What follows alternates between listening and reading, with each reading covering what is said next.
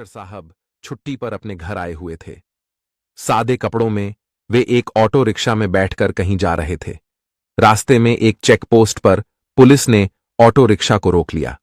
पुलिसकर्मियों ने ऑटो चालक से कागजात की मांग की और कमी निकालते हुए रिश्वत की मांग शुरू कर दी। पुलिस वाले ने कहा, तुम्हारे वाहन का इंश्योरेंस नहीं है, पॉल्यूशन सर्टिफिकेट नहीं है, चालान तो कटेगा ही। ऑटो चालक हाथ जोड़कर बोला, साहब, मुझसे गलती हो गई, कागज मेरे पास हैं लेकिन घर पर छूट गए हैं, मैं कल दिखा दूंगा, कृपया माफ कर दीजिए। पुलिसकर्मी ने सख्ती से कहा, नहीं, चालान तो कटेगा। हां, अगर चालान नहीं कटवाना चाहते तो 1000 रुपये दे दो। यह सुनकर कलेक्टर साहब चुपचाप पूरी घटना देख रहे थे। ऑटो रिक्शा वाला विनम्रता से कहता है, साहब, अभी तो मैं घर से निकला हूं, दिन की शुरुआत ही हुई है, मेरे पास पैसे नहीं हैं। अभी तक मैंने सिर्फ 100 रुपये ही कमाया है, मैं आपको कहां से पैसा दूं? पुलिसकर्मी तंज कसते हुए जवाब देता है, तुमने कल तो कमाया होगा, वो पैसा कहां गया? उन्हीं पैसों में से दे दो। ऑटो चालक ने निराश स्वर में कहा, साहब, वो पैसे तो कल ही खर्च हो गए, मेरे पास सच में पैसे नहीं हैं, आप मुझे माफ कर दीजिए, आगे से ऐसी गलती कभी नहीं करूंगा, मैं हमेशा अपने कागज साथ रखूंगा। इस पूरी बातचीत के दौरान कलेक्टर साहब, जो ऑटो के पीछे बैठे थे, चुपचाप सब कुछ देख और सुन रहे थे। जब पुलिसकर्मी ऑटो रिक्शा वाले पर रौब डालने और डराने की कोशिश करने लगा, तो कलेक्टर साहब उसकी हरकतों पर ध्यान देने लगे, उल्टा सीधा उसको बोलने लगता है। तो दोस्तों, कलेक्टर साहब को गुस्सा आता है और कलेक्टर साहब पुलिस वाले से कहते हैं, तुम्हारी ड्यूटी यहां पर किसने लगाई है और तुम्हें चालान काटने का अधिकार किसने दिया है? ये कोई तरीका है? इस तरीके से किसी से बात करते हो? दोस्तों, जो पुलिस वाला था वो समझता ही नहीं कि ऑटो में बैठा हुआ व्यक्ति कौन है। उस समय जो कलेक्टर साहब थे वो शर्ट, पैंट और चप्पल पहने हुए थे और नॉर्मल कपड़ों में ही, सिविल ड्रेस में, अपने दोस्त से मिलने के लिए घर से निकले थे। दोस्तों, पुलिस वालों को लगा कि यह कोई आम आदमी है जो उनसे इस तरीके का सवाल जवाब कर रहा है। तो दोस्तों, पुलिस वाला उस कलेक्टर साहब को गाली देने लगा, उल्टा सीधा बोलने लगा, उनका कॉलर पकड़कर खींचकर ऑटो से बाहर निकाला और एक थप्पड़ मार दिया। लेकिन दोस्तों, उसके बाद जो पुलिस वाले के साथ हुआ वह आप सोच भी नहीं सकते। जब आप जानेंगे तो आपके पैरों तले जमीन खिसक जाएगी। दोस्तों, वो पुलिस वाला कलेक्टर साहब और उस ऑटो रिक्शा वाले को गिरफ्तार करके अपने थाने ले जाता है। लेकिन फिर भी कलेक्टर साहब अपनी पहचान नहीं बताते और यह नहीं कहते कि वह कलेक्टर हैं। लेकिन दोस्तों, उस रात ऐसा क्या हुआ कि पूरे थाने में हंगामा मच गया और जो ऑटो रिक्शा वाला था उसकी भी पैरों तले जमीन खिसक गई। साथ ही उस सिपाही के साथ जो इन दोनों को गिरफ्तार करके लाया था, कुछ ऐसा हुआ जिसे जानकर सच में आपके होश उड़ जाएंगे। दोस्तों, यह घटना बेहद दिलचस्प है। आइए इस वीडियो के माध्यम से पूरी सच्चाई जानते हैं। लेकिन दोस्तों, वीडियो में आगे बढ़ने से पहले आपसे एक छोटी सी रिक्वेस्ट है। अगर आप हमारे चैनल पर पहली बार आए हैं तो कृपया चैनल को सब्सक्राइब करें और वीडियो को लाइक करें। इससे हमारा हौसला बढ़ेगा और हम आपको और भी ज्यादा इंटरेस्टिंग कहानियां सुनाते रहेंगे। दोस्तों, यह सच्ची घटना राजस्थान के एक छोटे से गांव की है। जो कलेक्टर साहब थे उनका नाम अभय प्रताप सिंह था। अभय प्रताप अपने माता पिता के इकलौते बेटे थे। उनकी जिंदगी बचपन से ही संघर्षों से भरी रही। आज से 10 साल पहले उनकी हालत बिल्कुल अलग थी। उस समय कलेक्टर साहब अपने पिताजी के साथ सब्जी मंडी में सब्जी बेचने जाया करते थे। दिन भर कड़ी मेहनत के बाद बमुश्किल 200 से 400 रुपये कमा पाते थे। इन्हीं पैसों से वह अपनी पढ़ाई का खर्च उठाते थे और अपने माता पिता व परिवार का भरण पोषण करते थे। उनकी यह मेहनत और संघर्ष ही उनकी सफलता की नींव बनी। और दोस्तों, उन दिनों कलेक्टर साहब अपनी जिंदगी से हार चुके थे। वह चाहते थे कि वह अपने जीवन में एक बेहतर इंसान बने ताकि किसी के सामने उन्हें झुकना न पड़े। अक्सर लोग उनका मजाक उड़ाते थे, गालियां देकर और अपमानजनक बातें बोलकर चले जाते थे और वह उनका कुछ नहीं बिगाड़ पाते थे। यही अपमान और निराशा ने उन्हें अपनी जिंदगी बदलने की प्रेरणा दी। कलेक्टर साहब, जिनका नाम अभय प्रताप सिंह था, ने अपना गांव और परिवार छोड़ दिया और दिल्ली चले गए। वहां जाकर उन्होंने यूपीएससी की तैयारी शुरू की। उन्होंने अगले 4-5 साल तक दिन रात मेहनत की और पूरी लगन से पढ़ाई की। आखिरकार उनकी मेहनत रंग लाई और वह एक कलेक्टर बन गए। जब उनके माता पिता को यह पता चला कि उनका बेटा अब डीएम बन गया है, तो उनकी खुशी का ठिकाना नहीं रहा। अभय प्रताप सिंह इस खुशी को अपने माता पिता के साथ बांटना चाहते थे, क्योंकि उनके माता पिता ने उनके लिए कई मन्नतें मांगी थीं। उन्होंने अपनी पूरी जिंदगी की कमाई अपने बेटे की पढ़ाई पर खर्च कर दी थी और अपना सब कुछ निछावर कर दिया था। इसलिए अभय ने सोचा कि ट्रेनिंग पर जाने से पहले वह घर जाकर अपने माता पिता से मिलें और उनके साथ पूजा पाठ करवाएं, ताकि उनकी मन्नतें पूरी हो जाएं और सब कुछ सही तरीके से आगे बढ़े। अब दोस्तों, कलेक्टर साहब अपने घर लौटने की तैयारी करते हैं और यहीं से एक नई कहानी शुरू होती है। साहब अपने माता पिता से मिलने के लिए दिल्ली से अपने घर लौट आते हैं।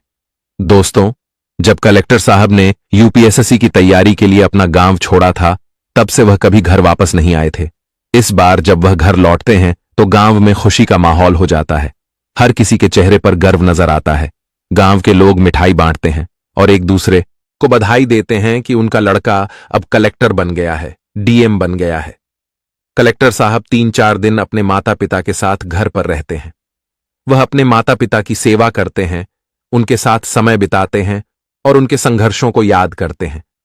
इसी बीच एक दिन उनके पिताजी उनसे कहते हैं, बेटा, बाजार से मेरी दवाई लेते आना, मेरी दवाई खत्म हो गई है। कलेक्टर साहब जवाब देते हैं, ठीक है पिताजी, मैं शाम को बाजार जाऊंगा और दवाई लेते आऊंगा। यह कहकर वह घर से निकल जाते हैं और यहीं से कहानी एक नया मोड़ लेती है। और दोस्तों, उस समय कलेक्टर साहब के पास अपनी खुद की गाड़ी नहीं थी, क्योंकि उनकी नई नई ज्वाइनिंग हुई थी और दिल्ली में पढ़ाई के दौरान भी उनके पास कोई निजी गाड़ी नहीं थी।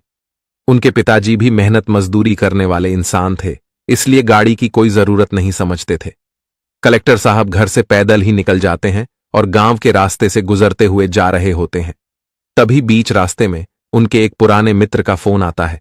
यह मित्र पहले उसी गांव में रहता था और कलेक्टर साहब का पड़ोसी भी था, लेकिन उसके पिताजी सरकारी नौकरी में थे, इसलिए उन्होंने शहर में जमीन खरीदकर वहां घर बना लिया और पूरे परिवार के साथ शहर में शिफ्ट हो गए। मित्र से बात करते हुए कलेक्टर साहब उसे मिलने की इच्छा जाहिर करते हैं। उनका मित्र कहता है, ठीक है, तुम मेरे घर आ जाओ, यहीं बैठकर मुलाकात कर लेंगे और आराम से बातचीत करेंगे। वह यह भी बताता है कि उसने अपनी मम्मी को बताया है कि तुम कलेक्टर बन गए हो। यह सुनकर उसकी मम्मी भी बहुत खुश हो गईं और कहने लगीं, उसे घर बुलाओ, मैं भी उससे मिलना चाहती हूं। यह सुनकर कलेक्टर साहब सहमत हो जाते हैं और अपने मित्र के घर जाने का फैसला करते हैं।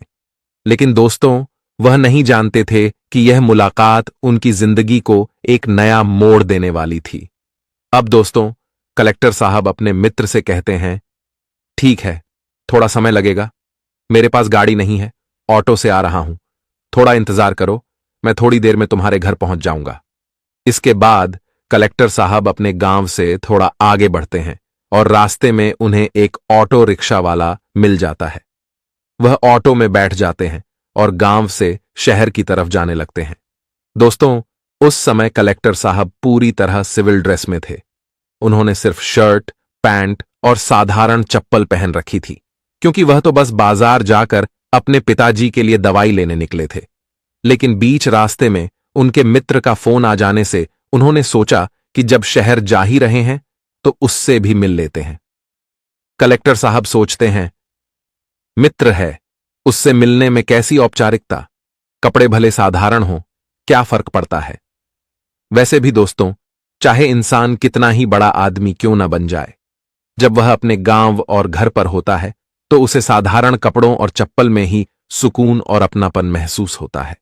उसी सादगी में असली खुशी होती है।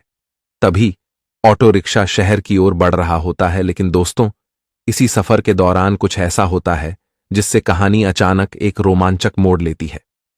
बीच रास्ते में ऑटो रिक्शा वाला अचानक ऑटो रोक देता है और कलेक्टर साहब से कहता है, भैया, थोड़ी देर रुकना पड़ेगा, आगे चेक पोस्ट है, वहां चेकिंग हो रही है। अगर मैं अभी जाऊंगा तो ये लोग मुझे पकड़ लेंगे और फालतू में पैसा मांगेंगे। कलेक्टर साहब हैरान होकर पूछते हैं, अरे ऐसा क्यों, तुम्हारे पास कागज तो सब सही है ना। ऑटो वाला जवाब देता है, हां भैया, मेरे पास कागज पूरे हैं, सब कुछ ठीक है। लेकिन फिर भी ये लोग बिना वजह चालान काट देते हैं, कोई ना कोई कमी निकाल लेते हैं और जबरन पैसे ले लेते हैं। यह सुनकर कलेक्टर साहब नाराज होते हैं और कहते हैं, अच्छा ठीक है, चलो मैं देखता हूं कि वो लोग कैसे तुम्हें रोकते हैं और तुमसे पैसे मांगते हैं। लेकिन ऑटो वाला डरते हुए कहता है, नहीं भैया, ऐसा मत करो, मैं कई बार पकड़ा गया हूं, ये लोग मेरी कोई बात नहीं सुनते हैं, उल्टा मुझे डरा धमका कर पैसे वसूल लेते हैं। कलेक्टर साहब थोड़ी देर सोचते हैं, लेकिन फिर कहते हैं, डरो मत, मैं तुम्हारे साथ हूं, चलो आगे बढ़ते हैं, अगर कुछ होगा तो मैं संभाल लूंगा। दोस्तों, कलेक्टर साहब को अभी भी यह अंदाजा नहीं था कि चेक पोस्ट पर जो होगा वह उनकी जिंदगी के इस सफर को एक अनोखा मोड़ देने वाला है। ऑटो रिक्शा वाला कहता है, भैया, ये लोग हर बार कुछ ना कुछ नुक्स निकाल ही लेते हैं, चाहे मेरे कागज सही हों फिर भी पकड़कर पैसा वसूल करते हैं। कलेक्टर साहब उसे समझाने की कोशिश करते हुए कहते हैं, अरे यार, तुम मेरी बात क्यों नहीं समझ रहे? अगर तुम्हारे पास सब कागज सही हैं तो तुम्हें डरने की जरूरत ही नहीं है। अगर तुमने कोई गलत काम नहीं किया तो वो तुमसे पैसा क्यों लेंगे? यह सुनकर ऑटो वाला गुस्से में आ जाता है और कहता है, देखिए भैया, अगर आपको इतनी जल्दी है तो आप उतर जाइए, कोई दूसरी गाड़ी पकड़कर चले जाइए, लेकिन मैं अभी आगे नहीं जाऊंगा क्योंकि मुझे पता है कि वहां जाएंगे तो ये लोग मुझे जरूर फंसा लेंगे, और अगर फंसा लेंगे तो पैसा देना ही पड़ेगा, और सच कहूं, अभी मेरे पास पैसा भी नहीं है। ऑटो वाले की बात सुनकर कलेक्टर साहब सोच में पड़ जाते हैं। वह समझ जाते हैं कि ऑटो वाला अपने अनुभव के आधार पर बात कर रहा है और उसका डर वास्तविक है। फिर कलेक्टर साहब शांत होकर उसे अपने पास बुलाते हैं और समझाते हैं, देखो, तुम परेशान मत हो, तुम्हारे पास अगर सारे कागज सही हैं, गाड़ी का रजिस्ट्रेशन, इंश्योरेंस, लाइसेंस, तो तुम क्यों डरते हो? यह तुम्हारा अधिकार है कि तुम पुलिस से पूछो कि वे तुमसे पैसे क्यों मांग रहे हैं। अगर तुमने कोई गलती नहीं की है तो तुम्हें पैसा देने की जरूरत ही नहीं। पुलिस वाले बेवजह तुमसे पैसा नहीं ले सकते। कलेक्टर साहब की बात सुनकर ऑटो वाला थोड़ा शांत होता है, लेकिन उसके चेहरे पर अभी भी डर और संकोच साफ झलकता है। दोस्तों, कलेक्टर साहब ने भले उसे समझा लिया हो, लेकिन वह नहीं जानते थे कि आगे क्या होने वाला है। चेक पोस्ट पर उनका सामना ऐसी स्थिति से होगा जो सब कुछ बदल कर रख देगी।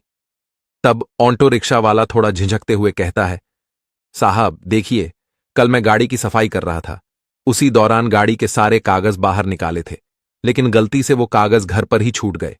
अब अगर मैं वहां जाऊंगा तो वो लोग मुझसे कागज मांगेंगे, और जब मैं कहूंगा कि कागज घर पर हैं तो वो चालान काटने के लिए कोई ना कोई बहाना बना ही लेंगे, इसीलिए मैं नहीं जाना चाहता हूं। यह सुनकर कलेक्टर साहब थोड़ा गंभीर हो जाते हैं और कहते हैं, अच्छा एक बात बताओ, ये गाड़ी तुम्हारे नाम पर है और कागज भी तुम्हारे घर पर ही हैं, ये सच सच बताना। जब दोस्तों ऑटो रिक्शा वाला कहता है कि हां भैया, मैं सही बोल रहा हूं, गाड़ी मेरे नाम पर है, अभी 1 साल हुआ मुझे ये गाड़ी ली हुए और इसकी किस्त भी भर रहा हूं, सब कुछ ठीक है, कोई भी दिक्कत नहीं है, लेकिन फिर भी ये लोग परेशान करते हैं और पैसा ले लेते हैं।